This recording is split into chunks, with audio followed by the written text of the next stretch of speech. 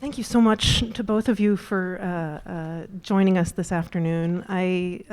One of my favorite formats of conversation to moderate in this context is a conversation between two filmmakers, because I think both of your bodies of work deal with themes and sort of formal and philosophical questions that I think are already in conversation, and having you both here in person gives us a chance to bring that conversation to life, I think. So just to get started, since The Animal Kingdom has not premiered yet here in New York, hopefully some in the audience will get a chance to see the film tonight. Some may have already seen it as it premiered at Un Certain Regard at last year's Cannes Film Festival.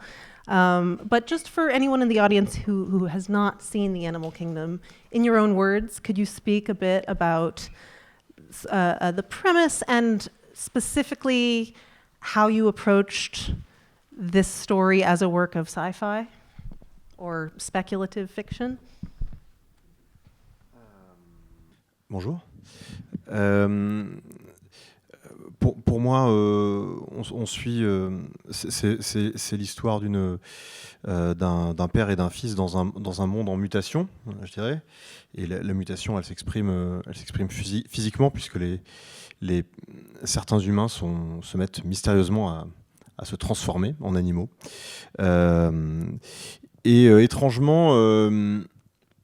Étrangement, je l'ai pas pensé au début de l'écriture comme un pur film de science-fiction. Moi, ce qui m'amusait beaucoup, ce qui m'excitait beaucoup en l'écrivant, c'est que le film se retrouve au carrefour de plusieurs genres et qui permettent de filmer justement la société contemporaine, la France contemporaine. Donc j'avais vraiment à cœur à ce que ce soit ce pays et cette époque qui soit filmée. Et dans cette époque, il y a un petit curseur qui change, qui est très visible, quoi, et qui permet de regarder un peu plus précisément ce qui se passe dans l'intimité d'un personnage, dans une famille et plus politiquement dans une société. For me, it's the story of a father and son in a mutating world, which is physically expressed because some human beings are being transformed into animals. Strangely, I didn't think of this story as pure science fiction when I started writing it. What was fun and interesting for me in the writing was to think of it as an intersection between several genres, which would allow me to film contemporary society, contemporary France. What was important to me was to film this country, this society, and it's going through this small change that allows one to see into the intimacy of a character, of a family, and more politically, of an entire society. In a way, you anticipated my next question, which I wanted to dig into this question of genre. Specifically, as I presented the film as a work of sci-fi, but I think, as you point out, it's also a family drama. It's also a coming-of-age or young adult story of a young man figuring out who he is and who he wants to be in relation to his family and in relation to the wider world. And I'm curious, at the level of writing the film and conceiving it, before you get to the question of special effects or production design, what are some of the challenges inherent in trying to attend to these different genre pressures and demands? And it's something that I think you do quite successfully, of bringing together a truly affecting dramatic storyline that is also quite successful as a spectacular work of speculative fiction, imagining a scenario that is unlike the world that we live in now, but also like it. Merci pour cette question. En fait, au moment de l'écriture, ce qui est primordial, quoi, c'est qu'il est vraiment plus important que tout le reste, c'est les personnages. Les personnages, leur caractérisation, leur trajet. C'est ça qui m'intéresse, c'est ça qui m'obsède pendant l'écriture. Et justement, voilà, ce qui me terrifiait au début de l'écriture, c'était que le genre, cette hypothèse fantastique écrase tout le reste. Qu'elle détruise tout ce que je suis en train de fabriquer, que je sois en train de courir après un concept pendant 2 heures, parce que j'ai placé des créatures. Alors maintenant, il faut que les personnages se mettent à hurler et à paniquer, et que ça soit juste un crescendo d'action, etc. Et j'ai eu l'impression que situer l'histoire dans l'époque contemporaine, presque l'air de rien, permettait de continuer à être toujours au niveau de mes personnages, permettait de pouvoir concilier la comédie et le drame, l'intimité et le spectaculaire, le réalisme et le fantastique. Et donc c'est la raison pour laquelle tout est filmé à hauteur de personnage. C'est-à-dire que c'est là-dessus qu'on a essayé de rien lâcher là-dessus tout au long de la production. Après, le film il doit fonctionner parce que les personnages, parce qu'on s'attache à ces personnages. When I write in general, what is most important is the characters, their trajectory, the characterization, and what that's what obsesses me during writing. What I was terrified of when I was writing this film was that the fantasy or sci-fi element would crush all the rest. That because there was this genre element, because I had introduced critters into the story, then the characters would have to scream and panic. There would be a crescendo of action.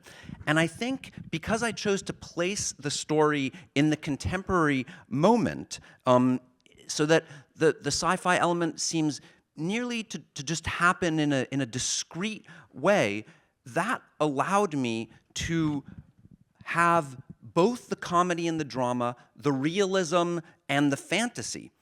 And that's why the film is told at the level of the characters. The whole way through, we really didn't relent in ensuring that we were always telling the story at the level of the characters. The film must work because we care about these characters. I am so eager to talk about this film in relation to Sophie's recent film, The Pod Generation, which similarly envisions a family unit with very finely drawn, very specific, real-seeming characters who exist in a world in which, in the case of The Pod Generation, technology has advanced to a point where, as an example, as the sort of central example of the film, reproductive technology gives women the opportunity to gestate a fetus outside of their own body, and the implications that this has in the lives of a couple play out over the course of the film. And so where Thomas' film is grappling with this sort of natural catastrophe or mystery, Sophie, The Pod Generation, is very specifically it's sort of interested in the nexus between nature and technology. And I wonder if you could, sort of along the same lines as the question that I asked Thomas, if you could speak about whether you conceive of a screenplay like this as sci-fi first and foremost, or as a relationship drama or a family drama upon which you build these questions about sort of the philosophical implications of technology. Well, it's always complicated, I think, when you write, is the chicken and the egg, right? Is it the concept coming first or the characters coming first? I think it's as you write, you see, you're trying to build. You don't want to be, as Thomas said, crushed by the concept, and then you're just making a conceptual movie that no one is gonna relate with. And what I really loved about your film is how the banality of this transformation is so interesting, and it made me think a little bit of Spielberg E.T., where you have this creature in the closet and it's there and those kids are alive. So I think it was very interesting to see. There are very few sci-fi movies, and I think that's why Thomas' movie is not a science fiction movie. It's more than that because it has, a very deep connection to what it is to be a father, what it is to see a teenager transform. I have a teenager, and I feel she's also a creature. Like in the film, we can relate as parents. And this, what I think is interesting today is that you can make science fiction movies that have a philosophical thing to say about our relationship to other human beings, to nature. And I thought it was really interesting also I want to talk more about his film because it's, the subject matter more than my film today. But I thought, because we're both French, and in France we've been a little bit crushed by Descartes, I think, who said that man was maître et possesseur de la nature, was the master and the owner of nature. And I think our generation, maybe we're looking at this thinking, well, maybe now it's the time for nature to tell us that actually nature is controlling us more than we're controlling nature. It's a sort of, not a revenge of nature, but it's like a sort of humility lesson, because we've been believing that it's at our disposition, we could do whatever we want with it. And that's what I thought was very deep about your film, that we feel there is a sort of, strength of nature and intelligence of nature that we don't fully understand. And this metaphor, I don't know if it was your intention, but I saw a lot of Spinoza in it, the philosopher of nature, who said, the more you think you control nature, the more nature reminds you it actually controls you. And maybe that's a thought of the time we live in. But I love those kind of movies where there's layers after layers, you go deeper into what it is to be human. What's the human experience, really? I am curious, Thomas, if you have thoughts about the philosophical argument that the animal kingdom makes, if you see it as an argument or more of an experiment of putting characters into a scenario and watching how things play out, or sort of allowing things to play out, or do you see it as more of a process of making an argument? Je crois que c'est évidemment les deux, et c'est cyclique, quoi. C'est l'un qui pousse l'autre, qui nourrit l'autre.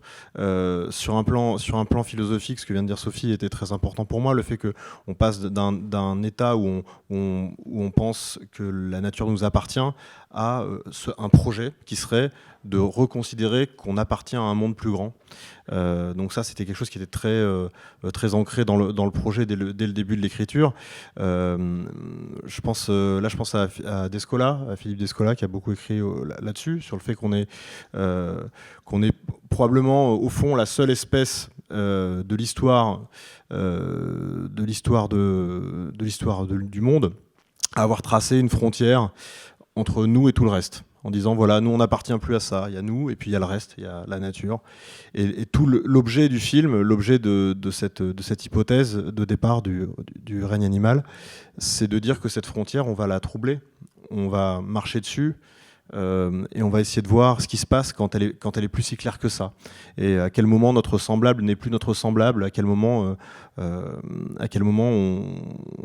comprend qu'on appartient à un monde plus vaste et moins clair, moins binaire que ça. Donc voilà, ça c'était évidemment c'est la théorie qui nous a accompagnés, la conviction qui nous a accompagnés pendant l'écriture. Et après, la question, c'est comment on prend ça à cœur dans la forme. Et évidemment, là, moi, ce qui m'intéressait, c'est que ça devienne un parcours d'expérience pour les personnages, évidemment, avant tout. Et c'est pour ça qu'il y a comme vous l'avez dit, un coming of age story. Il y a un film d'apprentissage là-dedans. Donc on glisse avec les personnages là-dedans, vers ce mystère, vers cette espèce de boîte noire. Qu'est-ce que c'est ne plus être humain et continuer à appartenir au règne animal. Et j'avais envie que pour le spectateur, ça puisse être aussi un trajet. C'est-à-dire que moi, ma conviction, c'est qu'on ne peut pas montrer la même chose à la première minute du film et 1 heure plus tard. Il faut que le regard puisse avoir le temps d'évoluer. Et j'espère que le regard du spectateur a le temps d'évoluer de quelque chose qui peut lui sembler peut-être monstrueux ou en tout cas très différent, comme une forme d'altérité totale au début du film, vers quelque chose qui est de la compréhension, de la curiosité, de l'empathie, voire même de l'amour.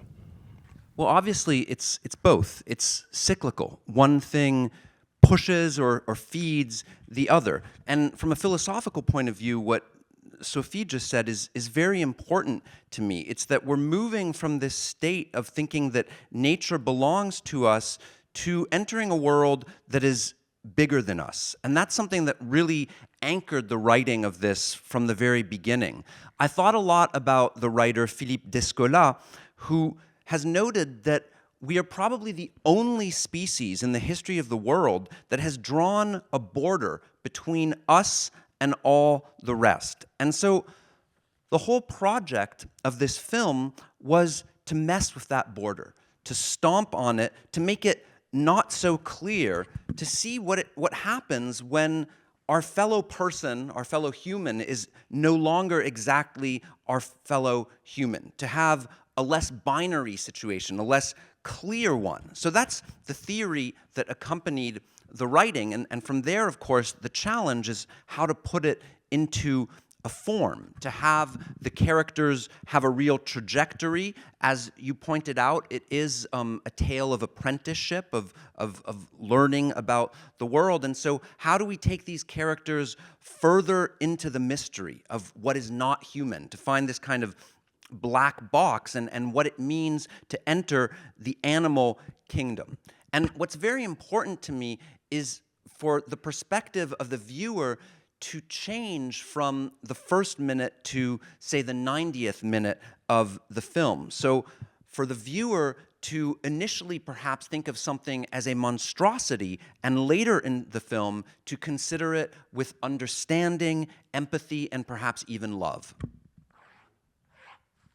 I think this is another area where the sort of fusion of genres can be a powerful tool, because on the one hand, there are these grand sort of philosophical questions that form a framework for, or that are the framework for the story and the premise of the story. But at the same time, there is a level of intimacy that the film achieves by navigating the relationship between, in this case, a father and his teen son, which, you know, animal mutation, pandemic or not, it's going to be a fraught relationship. And you can see some of the contradictions and tensions in the philosophical scenario that play out through the characters and through the conflict and tensions between Émile, played by Paul Kircher, who's the teen boy, and his father, played by Romain Duris, they both have somewhat different outlooks on this scenario as it's unfolding. And I guess I just want to turn the conversation to the development of those characters and those relationships, and how how you tease out those interpersonal conflicts while also playing out the sort of grander philosophical trajectory. Ce qui m'intéressait au fond, c'était d'interroger cette grande notion de la transmission. Qu'est-ce que c'est transmettre ? Comment ça se passe quand on transmet ? Donc il y a deux générations, il y a un père et un fils. Évidemment, l'évidence, c'est de se dire que le père a des choses à enseigner, à transmettre à son fils. Dans les faits, c'est plus compliqué, parce qu'il y a des choses qui passent, il y en a qui passent pas, et inversement, le fils, Émile, transmet et apprend beaucoup à son père. J'ai même la conviction, au final, que l'histoire que ça raconte, c'est comment les enfants font les parents. Et je pense que François est davantage un père à la fin du film qu'il ne l'est au début. Il est tout simplement parce que son enfant et ce que traverse son fils l'oblige à mettre en accord ses paroles et ses actes.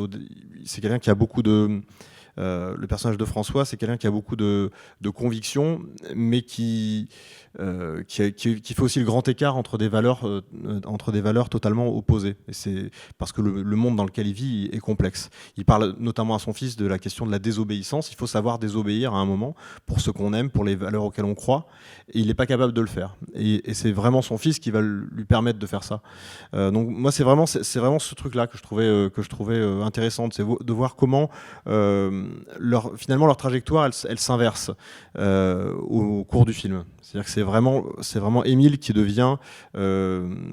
apporte de l'énergie à son père et qui lui permet d'évoluer et de critiquer, de déconstruire sa vision du monde. What ultimately interests me here is the question around, or what ultimately interests me here is to question this vast notion of transmission, of passing something on. What is it, and what happens when we pass something down, when we transmit knowledge? We have two generations in the film, the father and the son, and the obvious thing is to assume that the father is going to pass things on to the son, but the reality is more complex, because in fact, the son is going to teach his father a great deal. And I have the conviction that ultimately what this film tells us, or the point that it reaches, is it shows us how kids make parents, how the kids make their parents. François, I believe, is more of a father at the end of the film than he is at the beginning of the film, because what his son is going through makes him bring together what he says and what he does, whereas before there's more of a gap between these things. He is a man who has deep convictions, but there's this gap between his actions and his words. For instance, he tells his son how great it is to disobey, that this is very important, but he can't seem to actually be able to do that. It's his son who makes him do that. And so in a sense, the father and son trajectories kind of, they trade places, in that Émile brings his father the energy that allows him to deconstruct his vision of the world.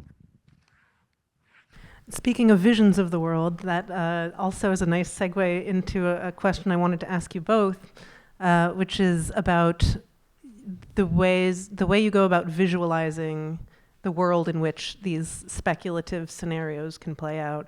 You've both worked in other genres. Thomas, your first feature, Love at First Fight, I've seen described as an anti-rom-com, but certainly in conversation with the romantic comedy genre. Sophie, your previous feature before The Pod Generation was Madame Bovary, which is, of course, a historical period literary adaptation. But for each of your most recent works, you're working in a register where, as we talked about before, this is a world that is meant to be recognizably our world, but it's undergoing a kind of transformation. And I wonder if you could each just speak about how you approached that challenge of telling a story set in a world that's meant to feel like ours, but that's also sort of profoundly transformed, in whether it's the question of how to show humans turning into animals at varying stages of this medical condition, or in the case of a film like The Pod Generation, a world in which technology has become even more of sort of an ambient dominating presence than it is in our world currently. And how did you get at some of these questions visually and construct these cohesive visual worlds? It's a big question, forgive me. No, I think for me it's more efficient that science fiction is very relatable, because I feel we live in science fiction, at least since I moved to the US 20 years ago, and I've always felt I'm in a science fiction movie every day that I wake up here. And I think it's part of the technology, and it's just part of our daily life. So it's more efficient, I feel, to make sci-fi that is relatable to our experience, our daily experience, than to have. And I love Blade Runner, but like Blade Runner thing, you would need, like, first the budgets are so high to really achieve it. the way it's been done beautifully. But if you want to play with a concept and still have a story to tell that we can relate to, I think it's better that it could happen today. And that's how I feel about technology. I think it's already there. I think this pod is an allegory of our relationship to technology, which is completely unhinged. And it's already there in a way. It could be an egg, but it could be any other type of way that we relate to technology. And can I ask a question to Thomas after? Moi, je pense à l'œuf qui est dans ton film, Sophie. La première fois où on le voit, moi, j'ai l'impression que cette forme, on la connaît évidemment parce qu'on sait ce que c'est qu'un œuf, aussi parce qu'il y a un espèce de look un peu Apple qui fait c'est un objet qui semble très familier, et on se dit qu'on va très vite faire le tour de cette question-là parce qu'il y a cette surface toute lisse.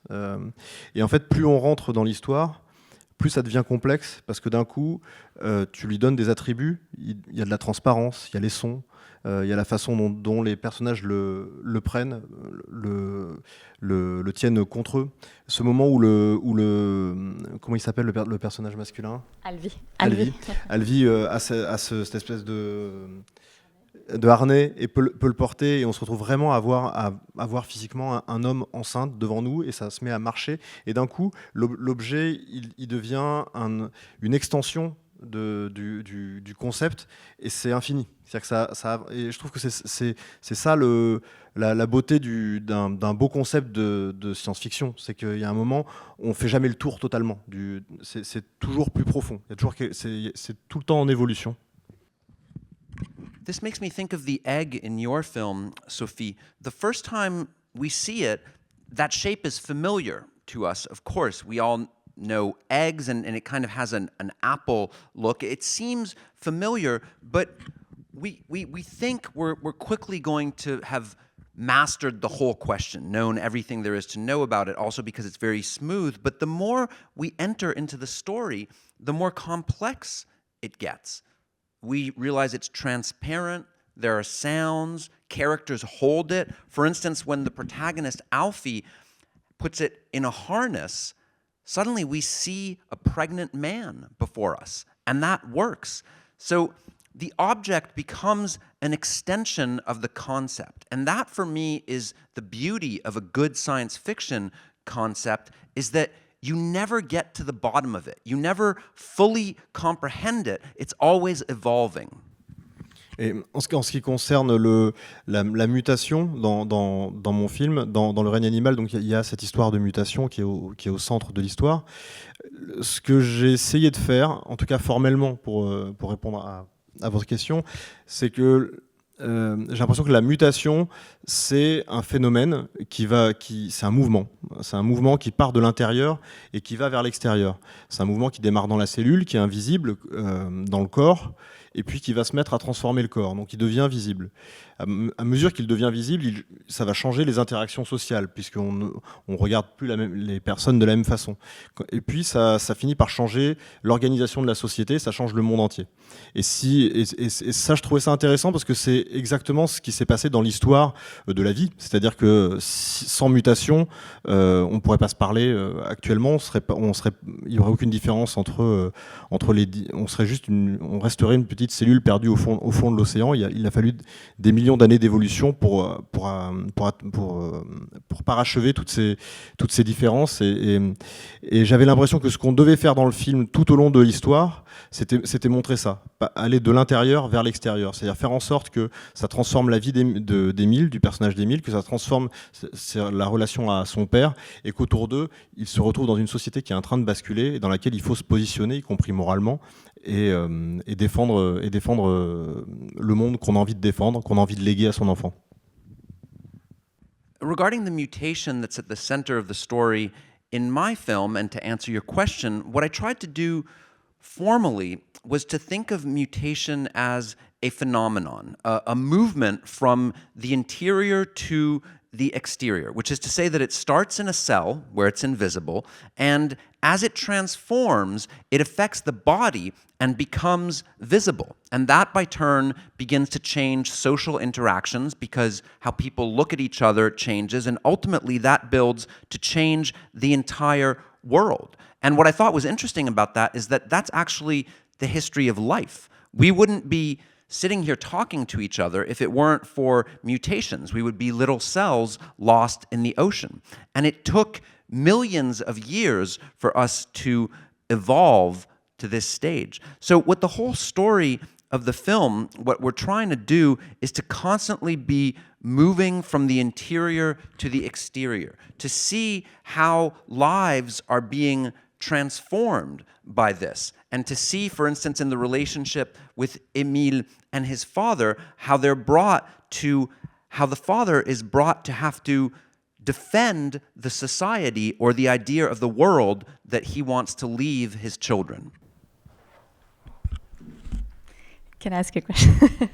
I'm very curious because one of the only movie really about transformation into an animal that I had seen in the last years was The Lobster, the Yorgos Lanthimos movie, and I felt his approach was so antithetical to yours because the punishment was to become an animal, which position us with a superiority complex. Like you're a human, and if you don't fall in love, then the punishment is you could choose your animal, but you're going to become a lobster, and that's the most dreadful thing that can happen.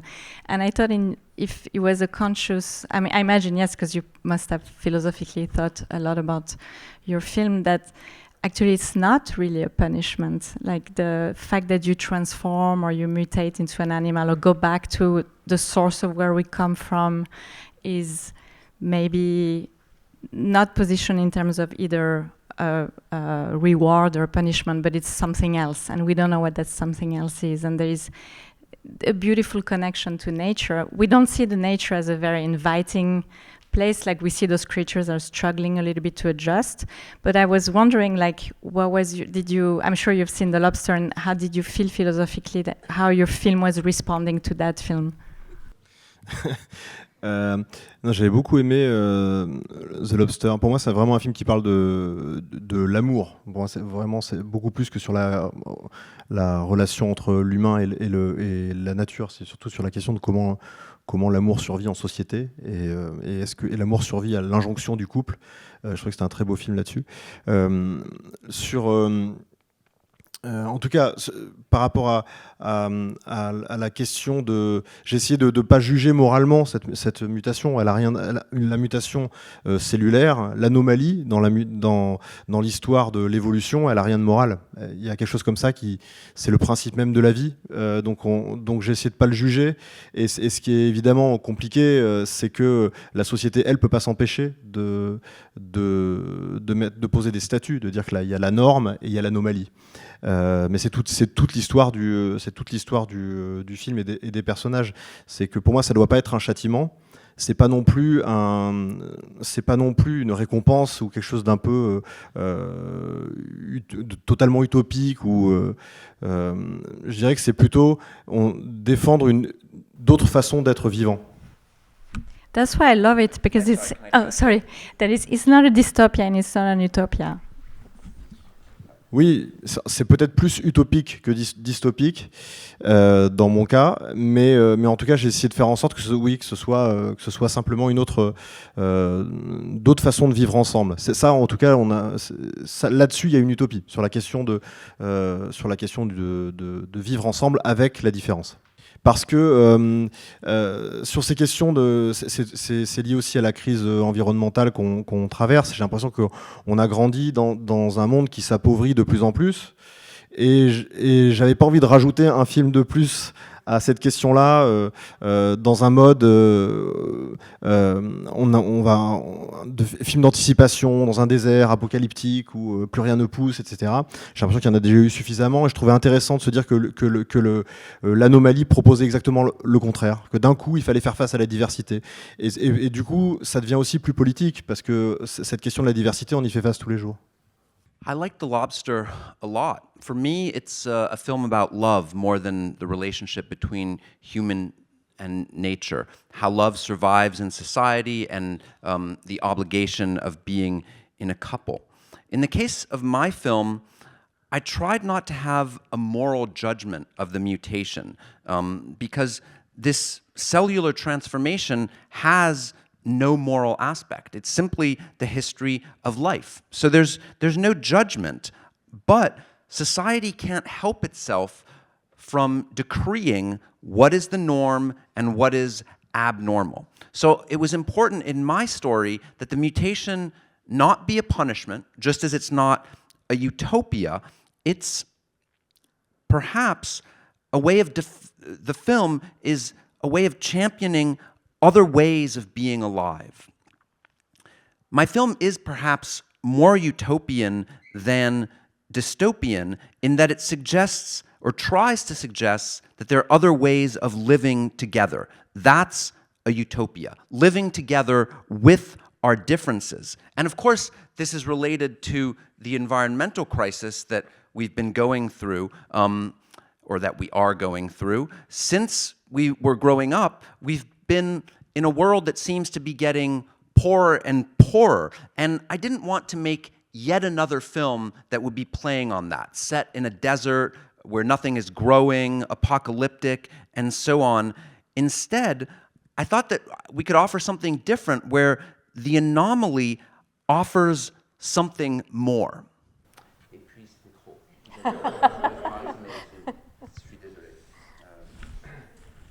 Well, I'm sorry to say that we are just about out of time because we're going to whisk Thomas away to the red carpet ahead of his film's premiere. But I hope that you will all check out The Animal Kingdom, whether at tonight's premieres or thanks to the film's distributor, Magnolia Pictures. It will be getting a more extensive release in the coming months, so keep an eye out if you're not able to join us this evening. But please do join me in thanking our guests, Sophie Barthes and Thomas Cailley, and thank you all.